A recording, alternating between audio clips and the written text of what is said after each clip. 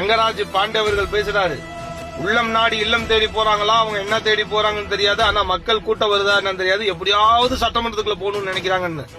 இன்னைக்கு கடலூரில் நடந்த மாநாடை பார்த்து விட்டு அதே வார்த்தையை நீங்க சொல்லுவீங்களா? திரு ரங்கராஜ் பாண்டே அவர்களே, தமிழ்நாட்டில் 2 விஷயத்தை உணர்த்திருக்கு. ஒன்று, மீண்டும் தமிழ்நாட்டில் ஒரு பெண் தலைவி உருவாகிவிட்டார். அவருக்கு பின்னாடி 50% ஆண்கள் இருக்கிறார்கள் என்பதை உணர்ந்து கொள்ளுங்கள். தமிழ்நாடு மக்கள் ஏற்றுக்கொண்டு விட்டார்கள் பிரேமலதா விஜயகாந்தை. கள போராளி, மக்களுக்காக காவலர், ஏழைகளின் விடிவெள்ளி எங்கள் புரட்சி தலைவி பிரேமலதா விஜயகாந்த். இன்னைக்கு தொண்டர்கள் என்ன உணர்த்திருக்கிறார்கள்? வெள்ளிக்கிழமை, அதுவும் ஞாயிற்றுக்கிழமை கிடையாது. உங்களை போல கூலி கொடுத்து வேன் வைத்து வர வைத்த கூட்டம் அல்ல.